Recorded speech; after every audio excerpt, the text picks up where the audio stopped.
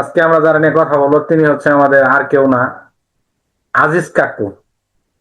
তো আজিজ কাকুর নিয়ে আজকে কথা বলার কারণ একটাই, যে আজিজ কাকু দীর্ঘদিন যাবৎ বিভিন্ন মেয়েকে নিয়ে ট্রোল করছে, বিভিন্ন মেয়েদের নিয়ে বিভিন্ন প্রকার ভিডিওতে ভিউ নিছে।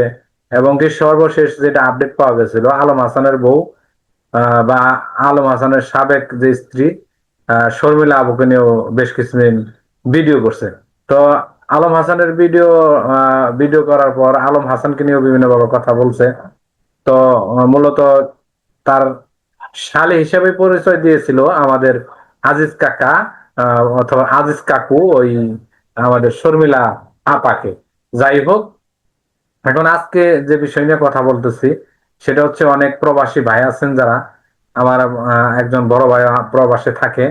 মূলত আমি প্রবাসীদের শ্রদ্ধা করি, কিন্তু এই আগে আজিজ কাকু যে আছে, আমাদের এই আজিজ কাকু মাথায় টুপি পরছেন, ঠিক আছে, কিন্তু ফেসবুকে বা ইউটিউবে বিভিন্ন চ্যানেলের মাধ্যমে তিনি তার ফেসটা মানুষের কাছে তুলে ধরার জন্য বিভিন্ন ভাবে মানুষকে অপমান অপদস্থ প্রতিপন্ন করতেছে। তো আমি প্রবাসী ভাইদের কাছে একটা কথাই বলবো, যে আজিজ কাকুকে কি কিছু বলা যায় না? আপনারা কিছু বলতে পারেন না? চলেন তাহলে আজিজ কাকুর কিছু ভিডিও দেখে আসি, এবং কিছু ভিডিও না, আমি একটা ভিডিও দেখবো, বাকিগুলো পরে অন্যদিন তুলে ধরবো। তো আজিজ কাকু এখন বলেন, আপনি কি মানে কি কথা আছে বলেন, আজিজ কাকু বলেন। বৃতি তুই মানিককে একবারে ডিভোর্স দিয়া দে। আর তুই যদি রাজি থাকস তো সবকিছু মেনে নিয়ে আমি আজ যে তোরে বিয়ে করব। যদি আমার প্রস্তাবে রাজি থাকস তাহলে কালকে আমি বিদেশ থেকে দেশে আসতেছি। একটু ভেবে চিন্তে উত্তরটা জানাইস বৃতি। আচ্ছা, আজিজ কাকুর ভিডিও আমরা দেখলাম। আজমিরা আক্তার বিথি, যিনি বর্তমান ডিভোর্সার হিসেবে বা মানিক মিয়ার যে সাবেক স্ত্রী ছিলেন, তার বিষয়ে বিভিন্ন কথা বললেন। আজিজ কাকু তাকে বিয়ে করবে।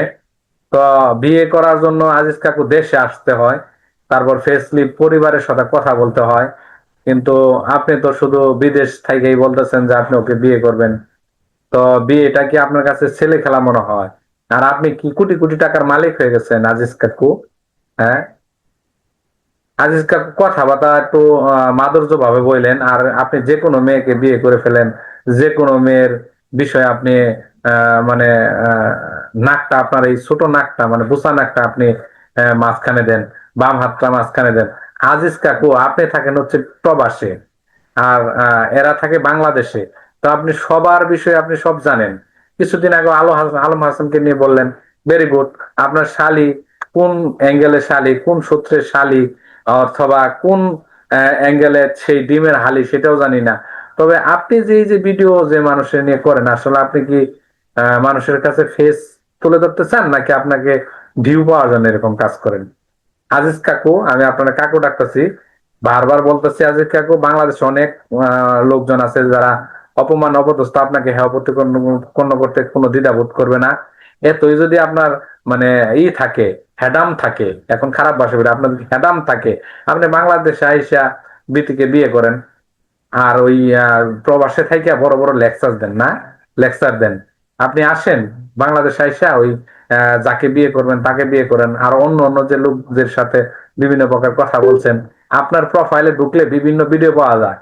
ভাই, আপনার কি মাথা মোতা ঠিক আছে, নাকি আপনি আপনার পাগল? হ্যাঁ, হ্যাঁ আজিজ ভাই, সরি ওই আজিজ কাকু, ওই বাংলা একটা প্রবাদ আছে না, যে পুরান পাগলের ভাত নাই, নতুন পাগলের আমদানি, তাই না? আরেকটা কথাই আছে যে ওই কি বলে, উটকি মারে না চুরে সাজ্জা বাজা ঘুরে। শালার পর শালা, তুই সবারে বিয়ে করে হারাস, তোর ক্ষমতা আছে বাংলাদেশে আজমিরা পৃথিবী বিয়ে কর। শালার পর শালা, তোর জম্মের আক্কল দিব বাইনচুদের বাইনচুদ, বাইনচুদ। যে কোনো মাইয়ারে নিয়ে তুমি শালি বানায় হারাও, যে কোনো মাইয়ারে বিয়ে করে হারাও। আর মানিক মেয়ারে একবারে ডিভোর্স দিয়ে হারলি তুমি বিয়ে করে হারবা। তোমার গোয়া দিয়া ডিম দিব, ডিম ডিম।